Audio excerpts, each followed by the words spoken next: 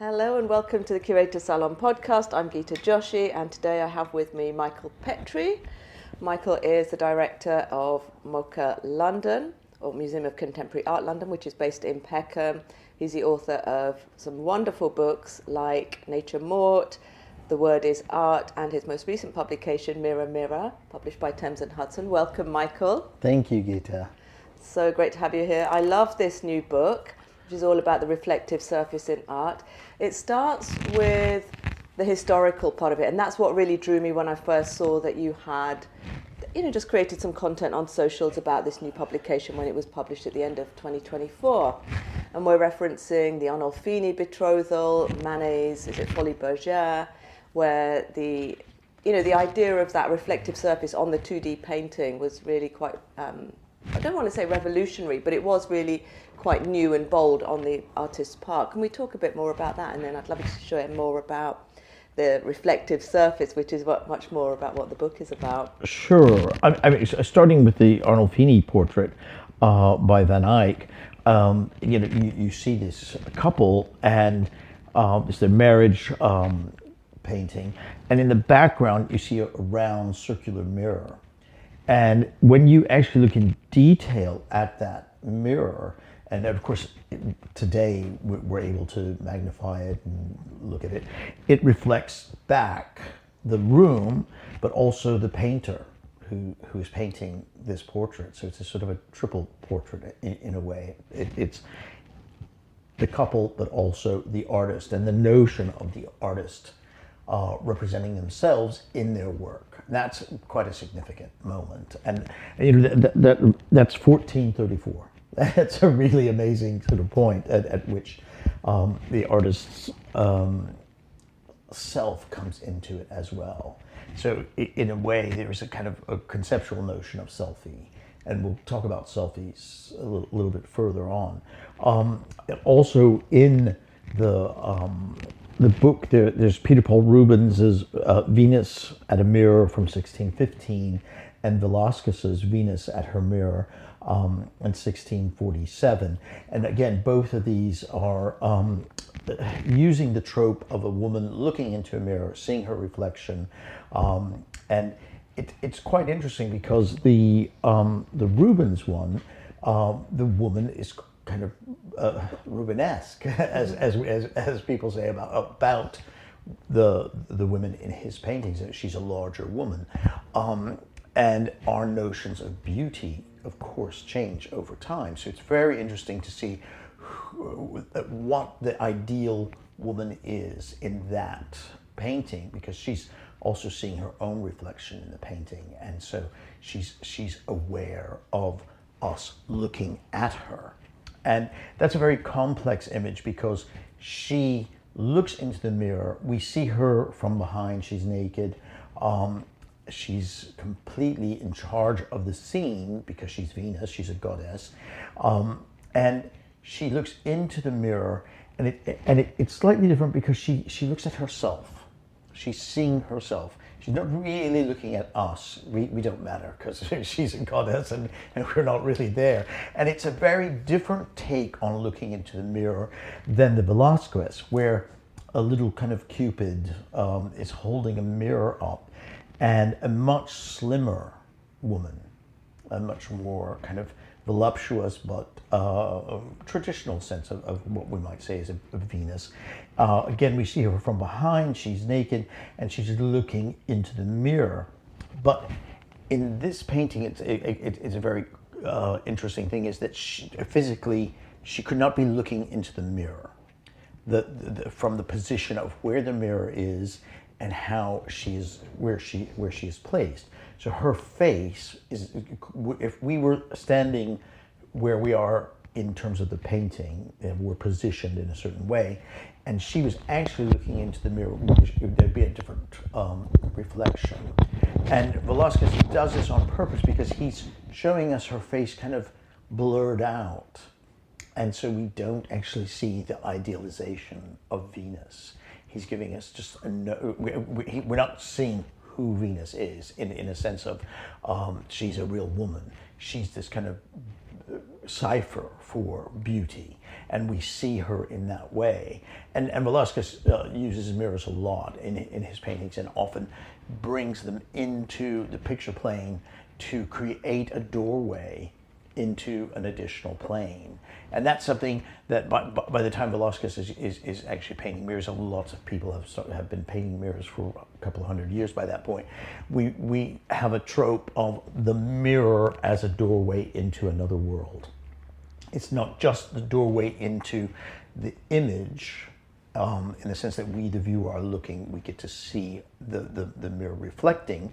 So it's inviting us into the image, but it also becomes a philosophical point where the mirror is saying, perhaps this is the reflection of the soul of the sitter. Perhaps this is the reflection of their inner life. Perhaps it's the reflection of a different world. And so the mirror has more than just the simple physical reality of being a reflecting surface. And so that becomes a trope that artists will continue to use for centuries to come. And you mentioned, of course, that the Manet painting of the bar, the Folies Bergère from 1882, which again is a very famous one, which is at the Courtauld.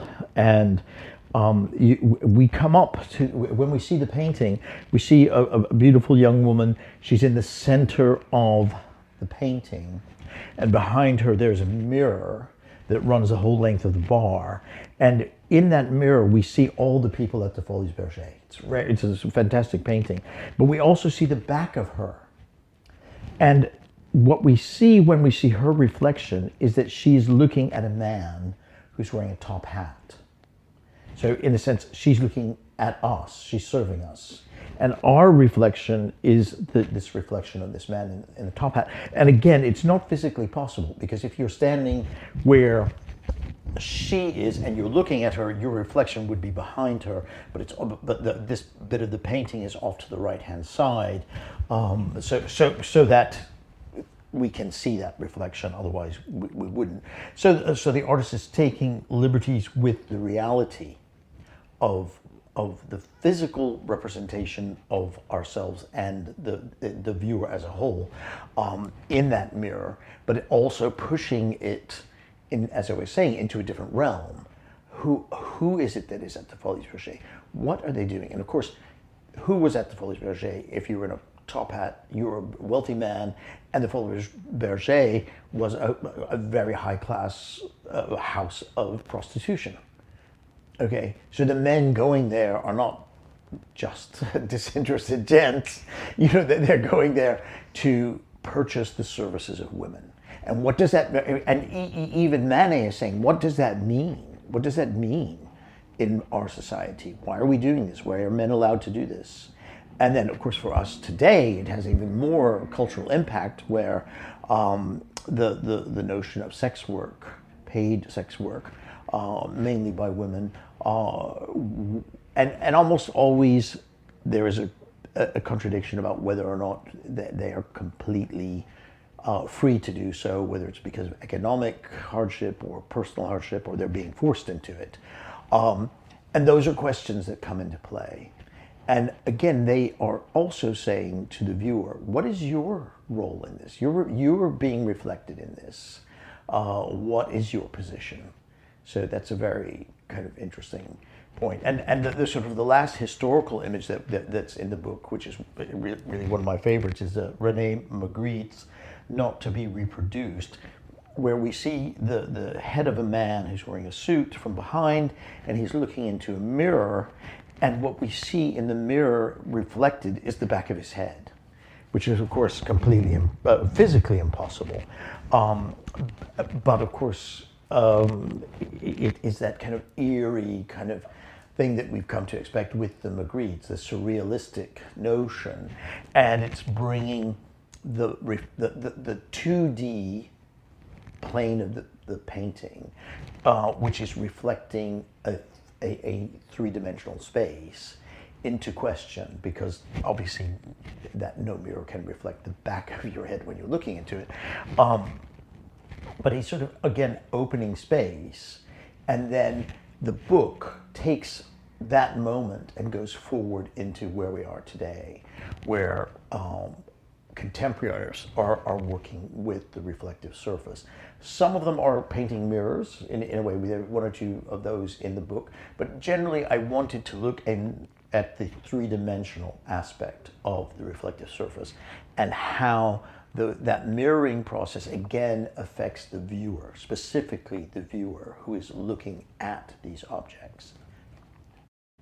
One of the things that's really interesting about the Magritte painting there, and I'll add links in the show notes to some of these images as well, and the book of course, is that I think that Magritte is really playing with the idea of repetition, because that is what you get with mirrors, right? Yes. You know, you'll repeat, that image or reflection is basically kind of being repeated back to you. And then we see that later on in the book as well, of course, with artists such as Kusama as well. So the next stage of the book is around installation. Can you share more about that? You've got some fabulous artists referenced in there, like Olafur Eliasson. Trevor Paglen. One of the, you mentioned very interestingly the Kusama and her mirror rooms, and those are are really interesting in and of themselves, but also they have become culturally a real touchstone. And so she, of course, has been working as an artist for over 60, 70 years, and her mirror rooms, which are perhaps her second most famous motif. Of course, the dots. The dots are the thing that she's perhaps most known for. But the first infinity mirror room was made in 1965. And so it was much more difficult to make a room like that in that period. I mean, now she's got, I think, about 40 or 50 of these rooms in permanent collections now across the world. There's, of course, one at the Tate, which people can go see if you get a ticket and wait for a very long time. It's a really long queue for those things. Every time, like, even Victoria Miro has a Kusama show, people are queuing up and buying these tickets in advance. I was fortunate to, visit it several times when I've been in Miami, because there are permanent collections with it there, but they only usually allow like one person in at a time. That's right. And of course it's such an experience, and one of the kind of the final chapter in the book is on selfies. And the selfie is, of course, the new mirror. Your phone is your mirror. It represents you. I mean, you see yourself. You can take a picture of yourself in the same way as you would look into a mirror. You see yourself in the same way.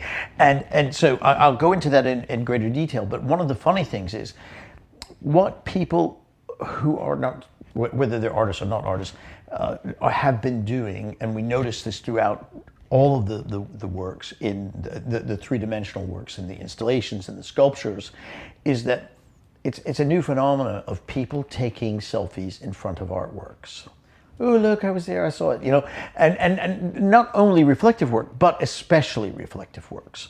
So if you have like a Jeff Koons balloon animal, which is of course on the cover of the book, but when you go to a museum and it's there and you're reflected, people take selfies of themselves reflected in that, and they post them online. And I think I read somewhere that the Kusama ones, people go into the room, they take a selfie of themselves reflecting to infinity, and it goes onto Instagram or what have you, and it's just the most selfied art that there is anywhere. I mean, I think somebody did some analysis or something, and that's the thing. People love going in there. They'll wait in the queue forever, and then just so they can just take that selfie. Look, I was in there. I took this one, and they're all the rooms are quite different. So it's not like each room is the same. Like one of them has all the kind of pumpkins with the dots in it, and so I mean, you could go and visit them all, I guess, and take. I mean, there probably is someone who's gone and photographed themselves in all of the rooms. I mean, if not, I'm sure that's an Instagram challenge or a TikTok challenge for someone to take up. And if so, if it's there, we should put a link to that too.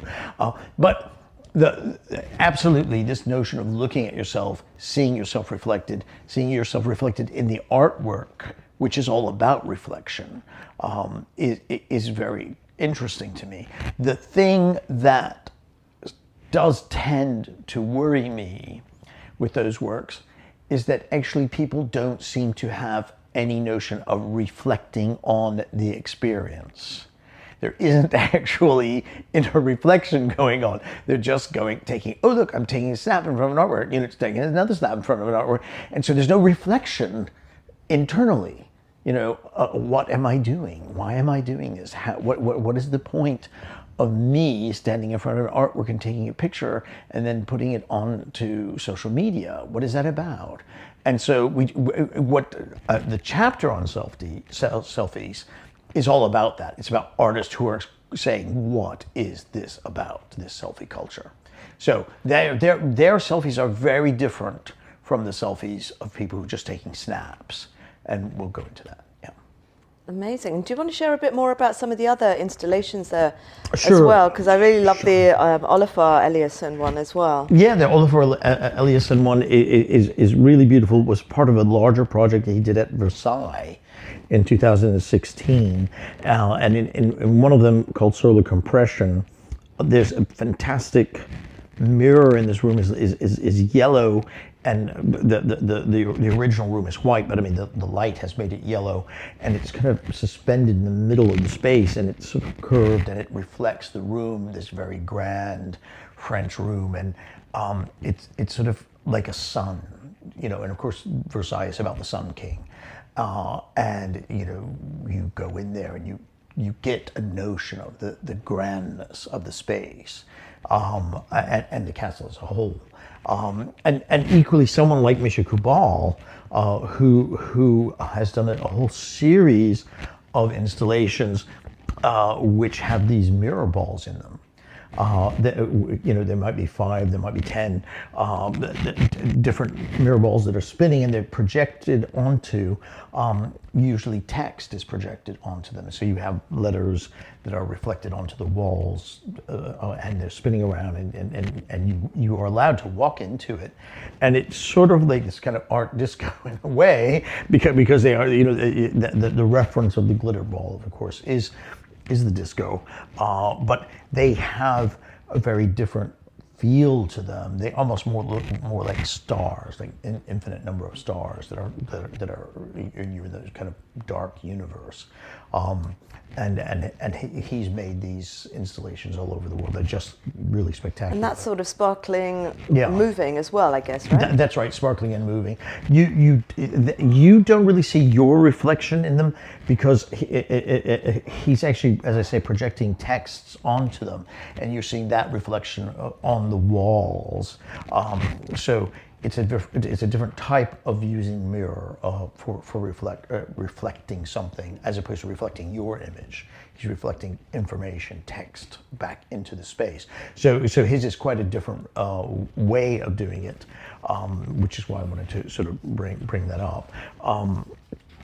The interesting installation by Rudolf Stingel, where he covered this whole exhibition space in this kind of mirrored foam, and so you look like you're inside of a huge freezer or something like that, and people were allowed to graffiti it, and so over time it becomes this incredible messed up space. It's still reflective, not as reflective obviously as at the start, where you probably would have seen yourself in a much clearer way, but with all the markings, people are leaving a remnant of themselves on the space.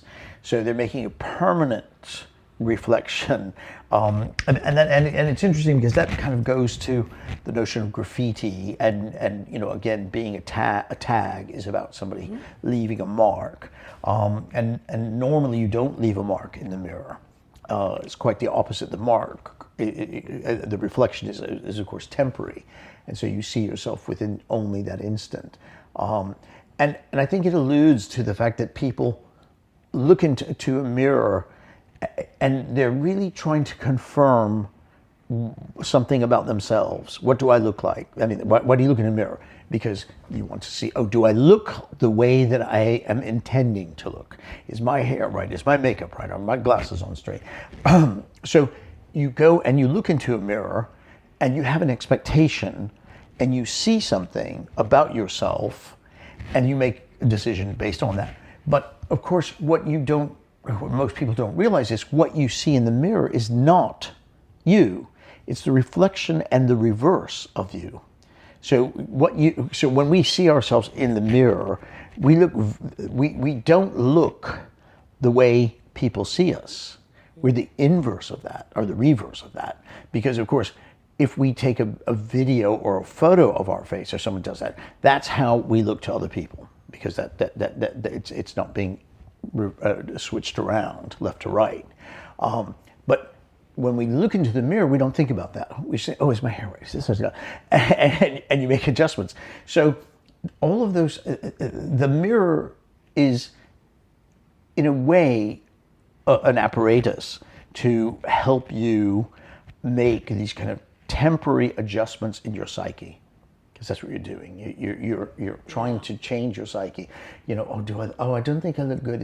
Let me look. Oh, I look okay. Or, oh, I look terrible. I better do something about it. You know, and so you're making these adjustments, but they're based on the reverse of what the reality is, which is kind of an interesting thing in and of itself, in the way that mirrors function. And so I think the Stingle has that quality to it, because it's about turning the temporary into the permanent, because people are allowed to mark it. And also in that one, the high shine of that reflective surface is then changed, basically, isn't it? Like through the markings and that's everything. right, and it becomes less reflective. Yeah. Over time, it becomes. I mean, there are sections of it that are not reflective at all, and on the floor, which was reflective because people are walking on it, it just literally gets worn away. Yeah. So I think one of the other things that becomes interesting is this notion of, and it's a different chapter in the book, which is the use of actual mirrors. Most of those installations are not actually using mirrors; they're using metal, or in the case of Stingle, it's something called cellotex, which is a kind of technical kind of thing, or they're they're using metals that have been polished, all sorts of different things. So, but there is a chapter that is artists working directly with mirrors themselves and presenting mirrors, and that's very interesting. So, someone like Gavin Turk, he has made a series of called Reflections in a Window, and these pieces are very much of his practice, where he kind of stands in for another artist. You know, so you know, sometimes he's Andy Warhol, sometimes he's Joseph Beuys, and in this case, he's making these works that are reminiscent of Marcel Duchamp's work. Okay, so Duchamp made a work in 1920 called Fresh Widow, and that Fresh Widow was this door that has mirrors on it, and it was not a door, sorry, French windows, and it's a play, looks a bit like a door, on the word widow and windows, and the idea of fresh widows had to do with the fact that this was made in 1920, as I said, right after World War I, and the world was full of fresh widows. And so it has reference to that, whereas Gavin is taking that reference and then again turning it on its head by remaking it, but as a work by himself, which is very much what Gavin does with his practice. He remakes work of other artists, but with his own likeness. So so in a way, this is a reflection of Gavin. I mean, it's a reflecting mirror object, but it's always a reflection of Gavin. So you're looking at it, and it's really almost a self-portrait of Gavin, even though you see yourself in his work. It's quite an interesting way of really layered, isn't it? Yeah, it's very layered. It's a very interesting piece, and it shows the mirror in a totally different way. Fred Wilson has also made a series of black mirrors, which he made in Murano, and they're Murano glass, and they're really fantastic. They look like funerary objects, and they're in this. He went to Murano. He had them made there in the traditional style, but normally those would be clear glass mirrors, but these are all black, and so they're reflecting. And Fred Wilson is a very socially conscious black American artist who a lot of his work is about the notion of what does it mean to be black in America or in the global world. And so these mirrors, again, they position not only himself and you, the viewer, but it's sort of reflecting on society as a whole. So so those works are very political with a very small p, but I mean, you look at them, they're very beautiful, and you don't necessarily see as the first thing that is a very political work, but those pieces are. And then it's also about who has the power to have those kind of mirrors, who has the power to make those kind of mirrors or commission those mirrors as opposed to be the workers. And of course, traditionally black people are the ones who would have been cleaning the mirrors. I think so that's again something that he's putting into the conversation with those works. And those ones are really interesting because they have that absolute sort of Rococo, kind of Venetian, high society, those sorts of interiors we've seen in paintings. That's right. Palazzi you might have visited. It's got all the detail there, and then it's like with this veil of blackness over it, but actually it is itself like the black glass. Yes, and then it reflects like black glass. Well, it is black glass, so it's reflecting in that way.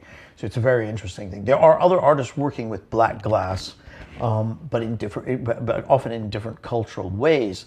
Frida Escobedo, who has she's mostly known as an architect, and yet at the same time she's done some really interesting artwork pieces, and she did a series of multiple pieces for the Serpentine. She created one of the Serpentine pavilions a few years ago, and so anyway, she also used black obsidian, which is black glass, but is the volcanic glass, and she made these mirrors, and they also reflect it in a way, not just the viewer, but also they're talking about the what are known as the Aztec people. That's not their name for themselves, but that's the Western notion of what the Aztec people are, and because one of their chief gods, carried with him a black mirror, and which was kind of a symbol of his power. And any of these kind of objects, mirror objects, historically were symbols of power. And originally, when we go back to some of the earliest mirrors, which are Egyptian, those are metal mirrors that have been polished, like bronze. And the thing about having a mirror as a pre-modern person, that meant you had status, because the object itself was of incredible value, and because it was usually metal, it had to be cleaned all the time. So you were so rich that you could have it, and you were so rich that you could have enslaved people, because generally it was enslaved people who were having to clean the mirrors on a daily basis. It's not really funny. I mean, but what we're saying is, how did those mirrors exist? And Frida Escobedo is also kind of commenting on that from a Latin American perspective. Which is, because mirrors, again, they're a global thing, just different mythologies around them. So when we look at the mirror mythology that I use in my entry in the book, which is the Pool of Narcissus, the story of Narcissus is there's this beautiful man, he's a shepherd, and he's never seen his face, and he goes to get some water from a pool, and he sees himself. And there are different versions of the story, but he basically falls in love with this image, and it's so fantastic that he won't eat, he won't leave, and he dies looking at his own image by the side of the pool. And for a lot of modern people, they would say, that doesn't make any sense. How could he have never seen his image? Well, he's a shepherd, so he doesn't have the money that a rich patrician Greek or Roman person would have. So he's not enslaved, so he's not cleaning it and then possibly taking a look at it, to make sure it's shiny enough or that he can see himself.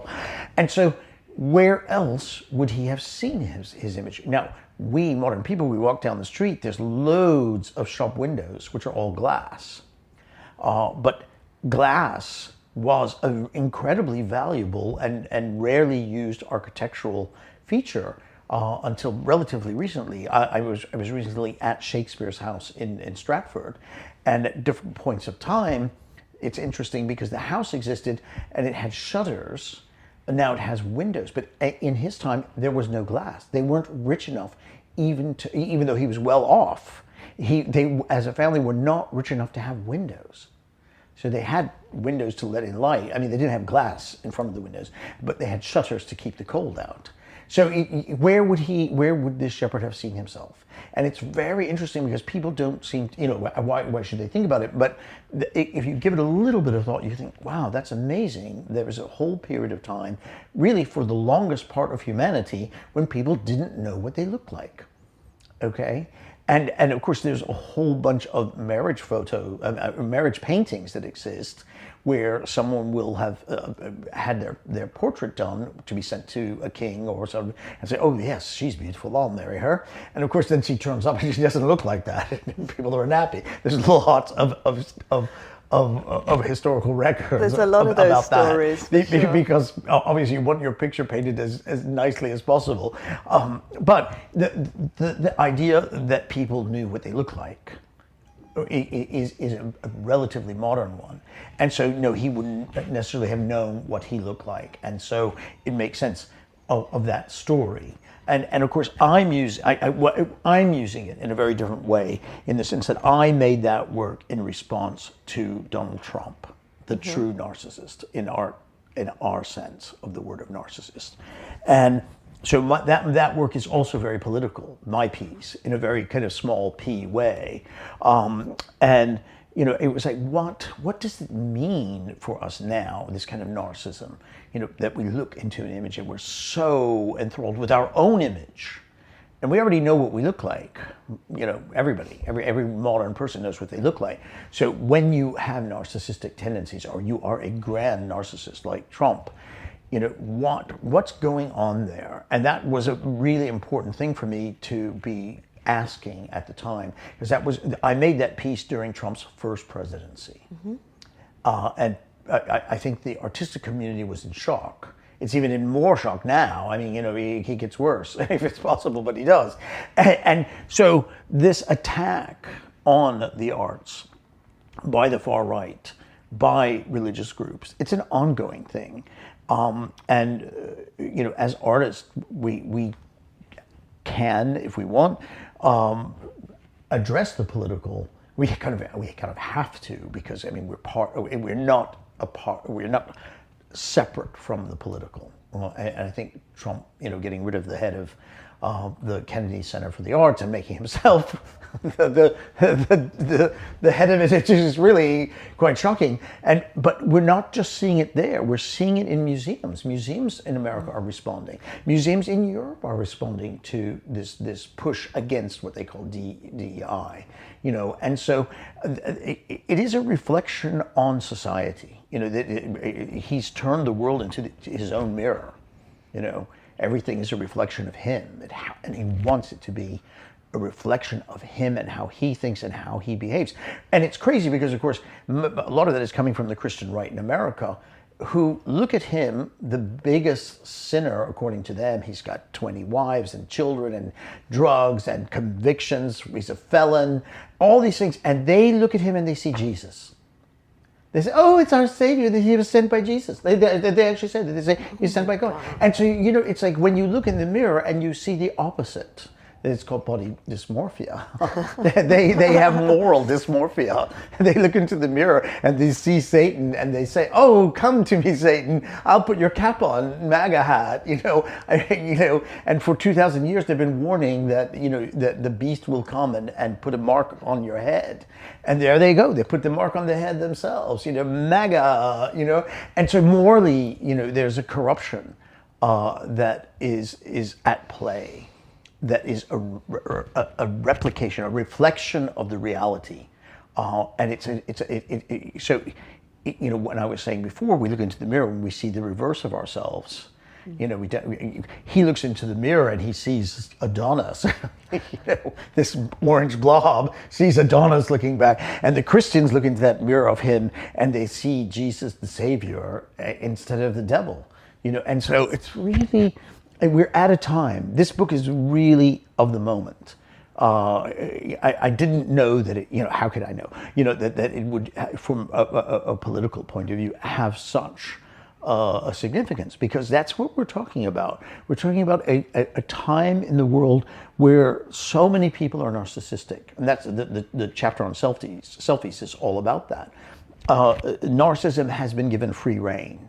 And I do believe it very much started with Trump saying all this nonsense in his first presidency, and really taking away certainties around behavior. The idea that you can make false news or fake news or alternative news. Nothing is anything anymore. Everything is a shimmering mirror of mist. There's no reality. I mean, they keep making up their own reality and expecting everyone else to agree that that's what they see. And so, yes, I do think the book, a lot of the artists in this book are very political, and they're asking hard questions. Sometimes they're asking very specific questions, like with the Fred Wilson around, who owned those mirrors, who made those mirrors, or the reference like with the Escobedo, which is to do with a historical notion of gods. That's a different point of view. But if we look through the book, there's lots of very political works in here, which I think is very important. And I think there was, is it the Sarah Shea as one? Yes, yes. In that, the ring sky, kind of yes. stones in nature as well. That's right. Yes. Not the political, but the environmental angle on this as well. Well, and of course that is political. Exactly. I mean, I hate to go back to the current felon, but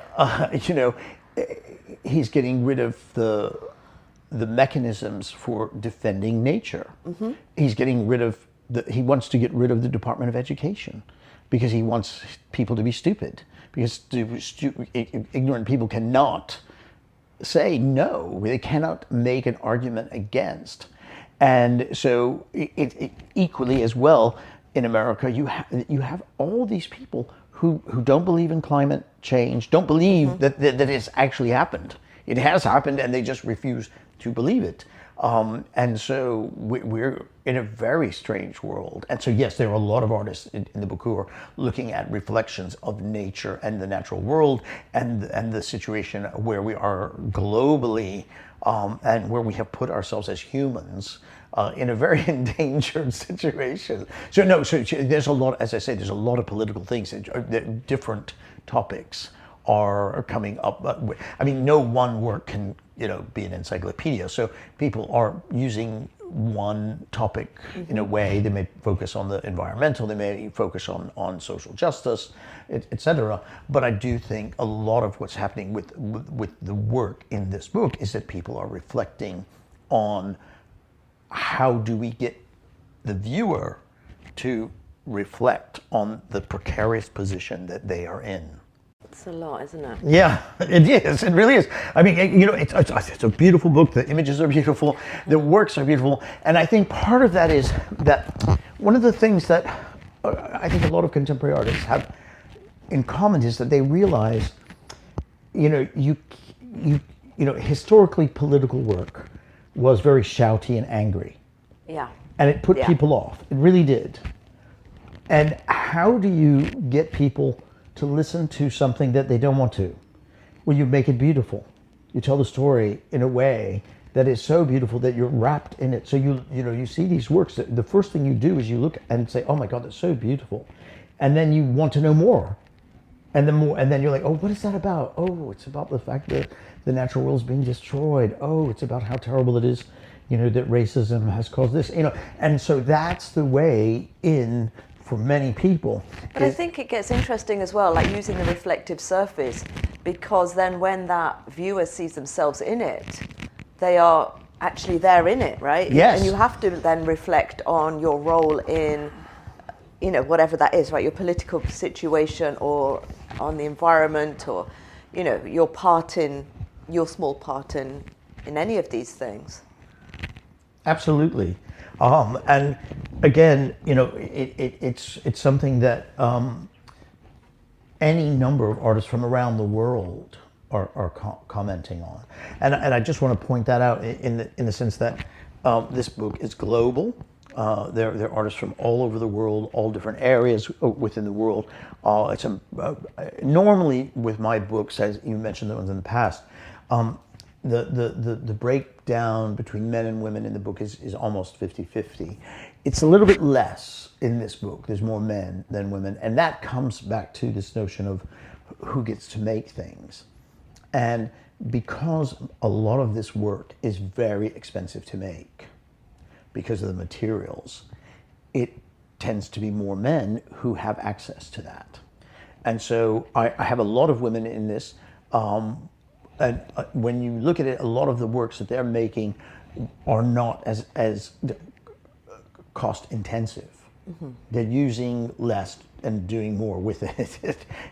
I mean, when you look at Anish Kapoor and his mirror things that are as big as a building, who gets to do that? Very few women get to do that. Okay, there's like one or two women architects that are globally known. There are thousands of men. And so when you start talking about things that cost a lot of money, who has access to it? So that's something that's going on in the book, which is an interesting thing too. Yeah, it's an interesting angle. Because as I say, in the past, I was pretty much 50-50 with men and women in the book. And we couldn't, it didn't work that way in terms of trying to show the works. It's a big curatorial mix trying to put a book like this together, because you're trying to show people from all over the world. You're trying to show men and women. You're trying to show people of color, sexualities, ethnicities, all sorts. You're trying to put all that into one book that shows a global survey. So putting together a book like this is really a big curatorial job, because I'm trying to do this as a global survey. So I want to show works by artists from all around the world, different ethnicities, different sexes, different sexualities. And so trying to get all of those again into 5 or 6 chapters as well, in terms of the physical content of the objects. It's a big ask. But as I say, the thing that kept coming up was that all those super expensive things, they just were all made by men, with possibly the exception of the Kusama room. But again, as I mentioned before, when she started it, they were much smaller scale. They were more enclosed. But as she's become a global phenomenon, it's much easier for her to access capital to make those big objects. And so those rooms are now all over the place. And that's fantastic. And it's just a comment that I make because people need to understand the art world is the world. And there are at play all the prejudices, etc., in the art world that there are in the world in general. And quite often artists are asking the viewer, who's often an artist or a critic or a curator, what's your role in this?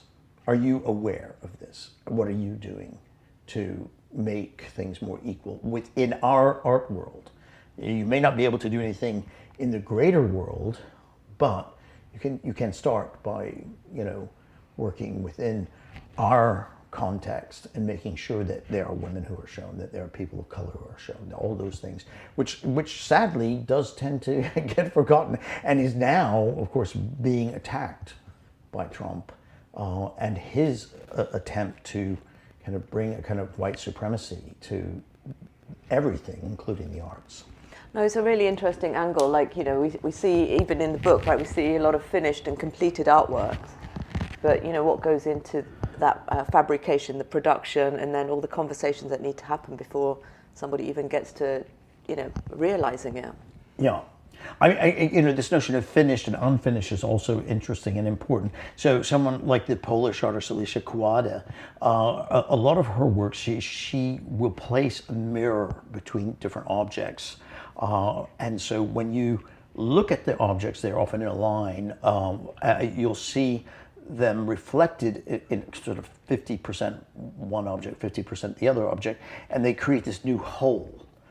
Which doesn't exist except in the visual plane of the experience of the viewer. So the piece in the book, Trans for Men 8, it shows 8 objects with the mirrors between them, and it's very interesting. The first two, one is black and one is white. But when you look at the installation, there's a point at which one of the objects, it's just like a sphere, is half black and half white because of the reflection in the mirror of the way that she's placed them. So she's creating these fictional kind of objects and out of space using that frame of reference of the mirror, as I was mentioning before, to open up a different vista.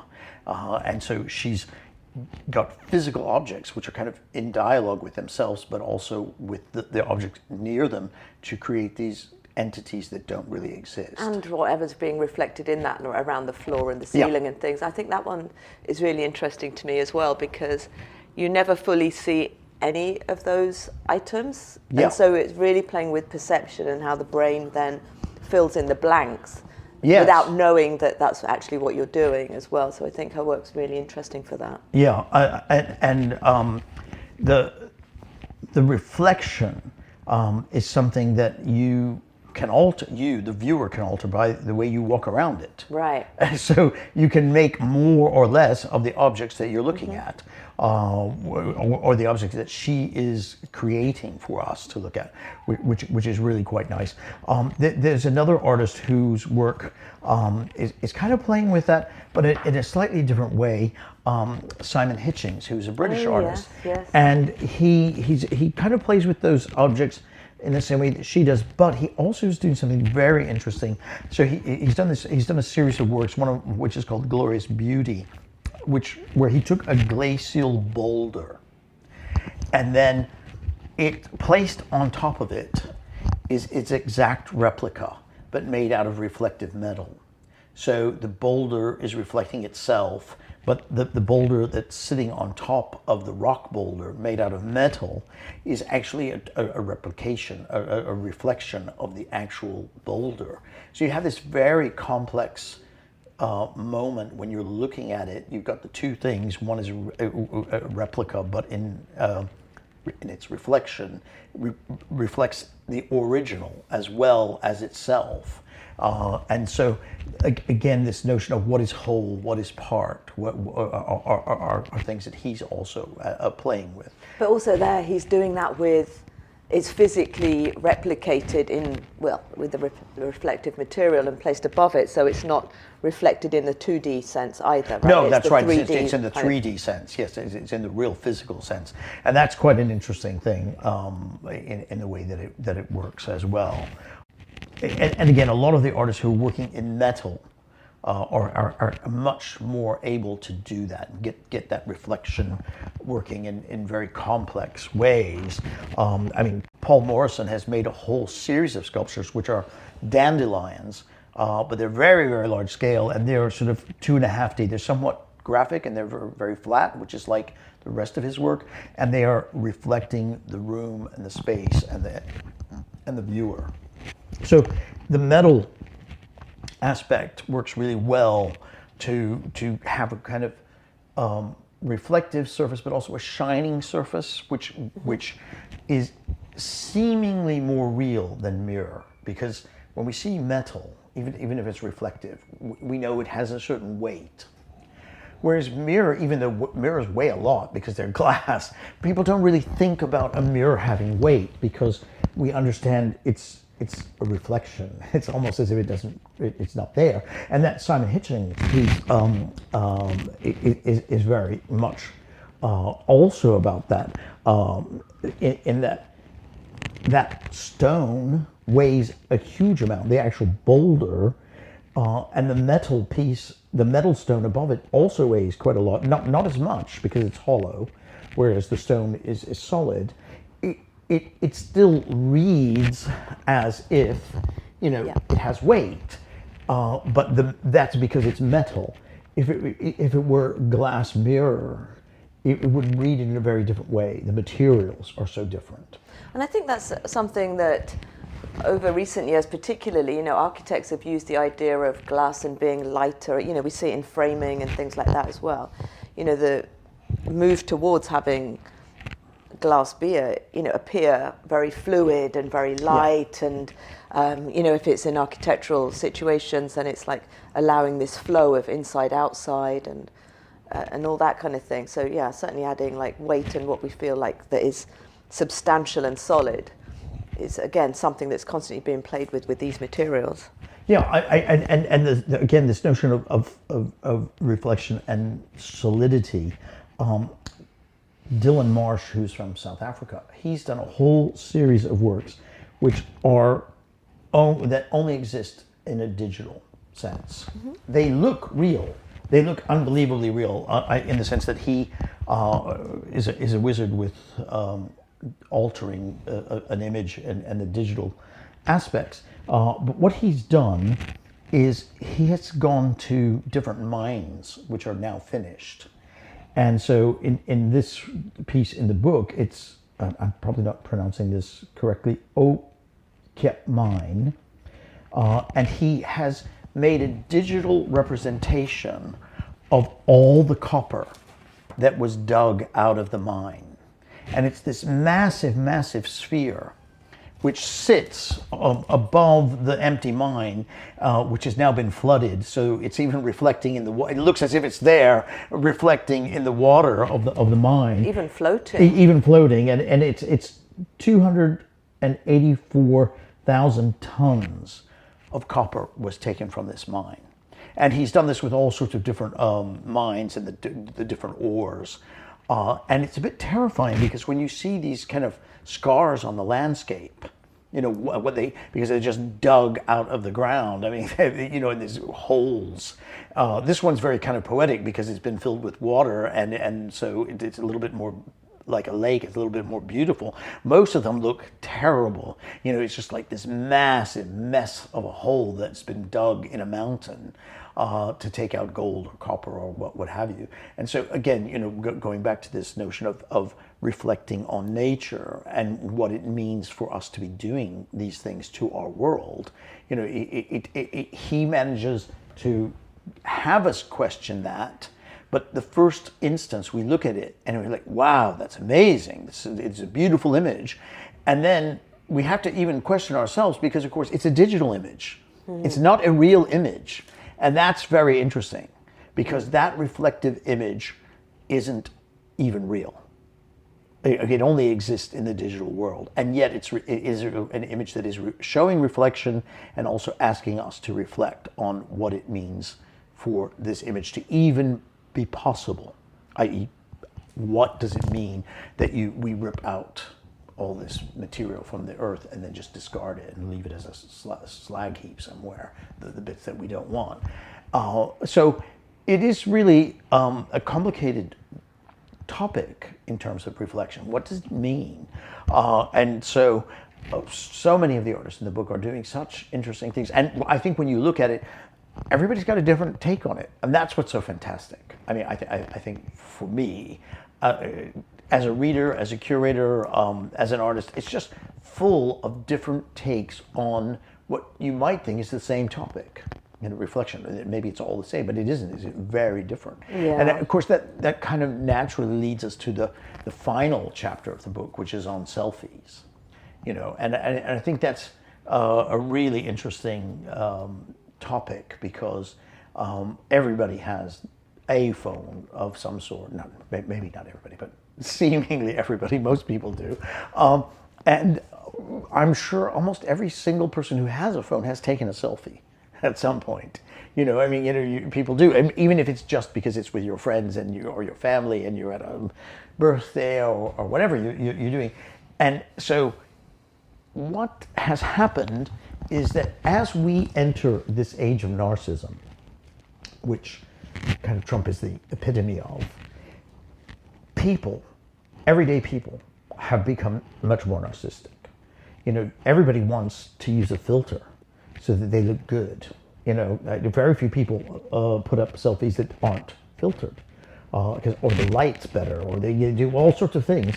If you're Kim Kardashian, you have your bits carved out this way and that way, and it's like, oh, I'm just taking this selfie. Isn't it amazing how great I look? No, because it's a completely fake image.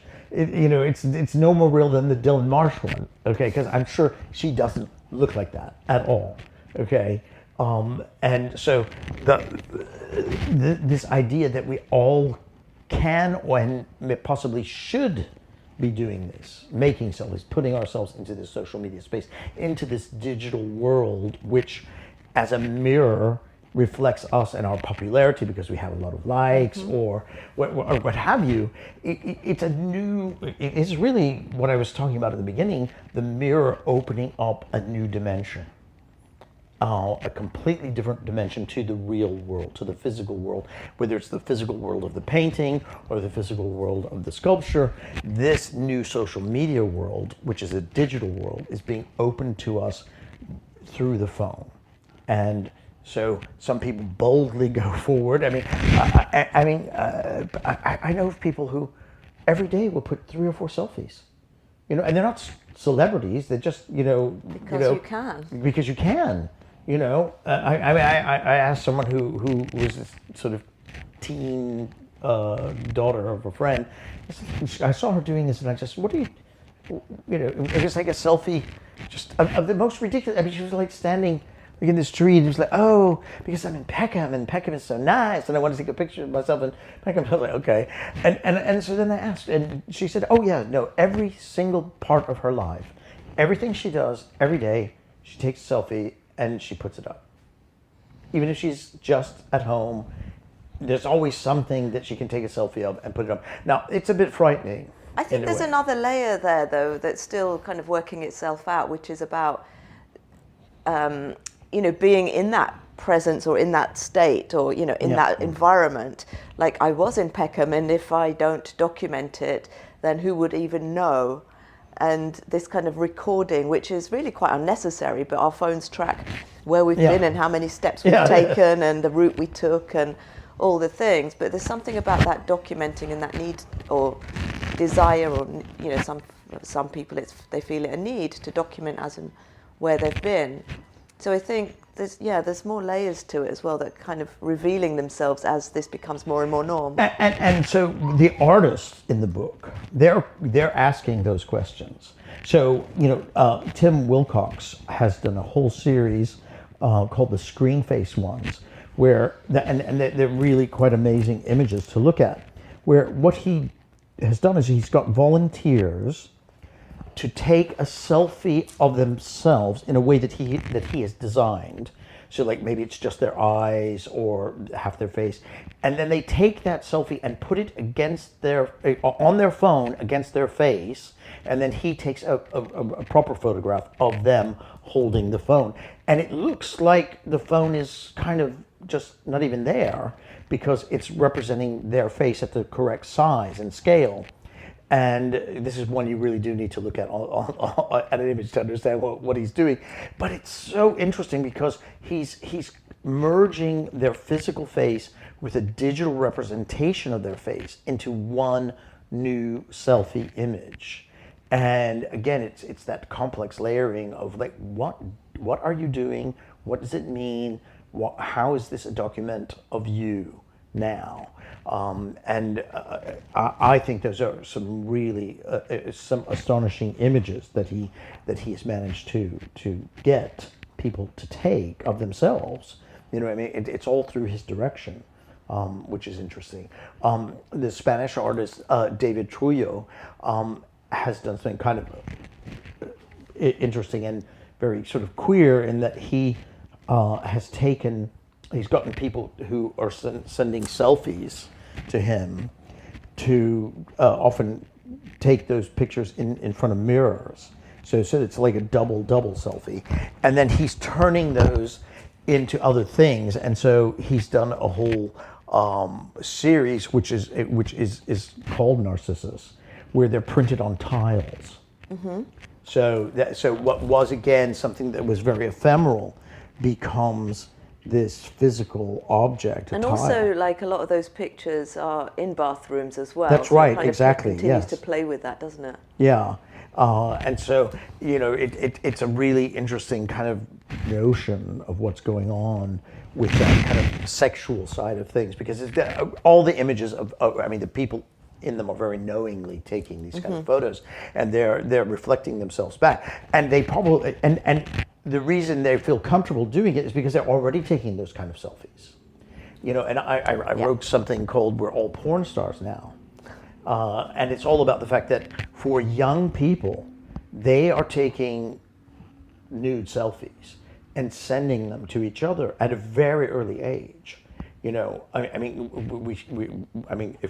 we go by the police and the sort of authorities, this is apparently kind of epidemic, where kids, 10, 12, 13, 14 years old, say, oh, send me a nude, and then they will take a picture of themselves and send it, which is it's a crime in the UK, probably in America as well, because it's officially child pornography, and so they don't understand they are breaking the law taking the photo. They are breaking the law sending the photo to their girlfriend or boyfriend or whatever.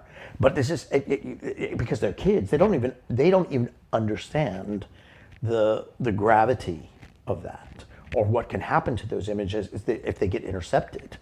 Okay, so whereas the ones that David is using, these are adults, and they're people who are on websites, who are trying to hook up or meet people or whatever, and of course on all of those dating apps, in the private photos, there's almost always some nudes, because people say, "Can I see your nude picture?" And now you either do or you don't send it. It's up to you. But this idea that now anybody can be a porn star. Everybody can be that Venus looking at themselves in the mirror naked, right? And so you have these sometimes very beautiful stylized photos that are just people who have taken these great pictures, of themselves naked, because they're going to use them to try to get a boyfriend or a girlfriend or what have you. And so this kind of pornification of the self is part of this whole idea that everybody who has a camera is now a photographer, or at least they think they are, okay? And so we have a trillion, zillion, I don't even know what number you could say, images that people are taking all the time, and 99.999% are not good photographs. Okay, they're not, and they're not art, and they're just documents in a way of you being in Peckham or you being whatever, And so equally, there's a huge number of them which are what would be called porn. But they're nudes, in a classical sense, they're nudes, but people don't feel, as I think the majority of younger people do not feel, and this is a good thing, shame about their bodies. And that's a fantastic thing, because shame is something that comes out of religion and certain types of oppression. And so you get all these young kids, and they're like, why wouldn't I take a picture of myself naked? And I think that's a really healthy thing. I think they probably need to also understand they shouldn't be sending it because they're breaking the law and there are consequences for that. But it's good that people have a different attitude to their body. Someone like Lizzo is another example, where now we have so many images of eroticized people who are not the beauty norm. this brings it all the way back to this original comment about Venus, the painting of Venus, where, she's a Rubenesque Venus. And then now, what is beautiful has changed. And now we're back to a point where anybody can take a photo of themselves looking sexy, whether it's like Lizzo, she doesn't do nudes, but I mean, she's not wearing a lot of clothes in many of these images. And she's saying, this is my body, there you are. And that is a very positive thing, I think, for society as a whole. I think where it tips into negativity is when it becomes narcissism, because the narcissism is the real issue, not the freedom of expression, not the freedom to say my body's fine, you don't have to look at it. If you're asking me for the pics, I'm sending you the pics, or there they are, you can look. I'm not bothered. What is the issue is when it becomes this kind of narcissistic moment where you have to keep putting yourself out there, and more. It becomes an insatiable thing where you have this desire to replicate the self over and over and over again. And you need the satisfaction of posting, and you need the fulfillment of the likes. And so again, I think a lot of the artists are looking at that and saying, what does that mean? What does that mean for society as a whole? If that's where we're going, with our attitude to self, because of course everybody has that phone, everybody's taking those selfies. Yeah, it's really interesting to think about where that can go, isn't it? So that's the kind of final question the book asks. Where is this going? Michael, as always, a fascinating conversation. Thank you for sharing so much about all of this. Tell me what is happening at MOCA in the coming months. In a few months' time, actually in October, which is the sort of freeze period, we'll be doing a show based on one of the artists who's in the book. Will be doing a show. We're not going to mention it yet. You have to follow us to keep an eye on that. But yes, we're doing a project with that, and we may be doing other. Well, we're definitely working on some physical projects that are leading out from the actual book, and that's something that we have done in the past with all the other books I've done. So like the Nature Mort. That led to a very large-scale exhibition of that topic, which has traveled all over the world. It's just finished its final location in America, and so we're doing that with The Word is Art. We're doing a project based on that. So yes, there will be a project based on the Mirror Mirror book, and the first taster of that will be with MOCA in October. Michael, thank you so much for being my guest on the podcast, for sharing so much about the book. I'm going to add links into the show notes for where readers can get hold of the book and some of the images we referenced through our conversation. Michael, thanks again. And thank you.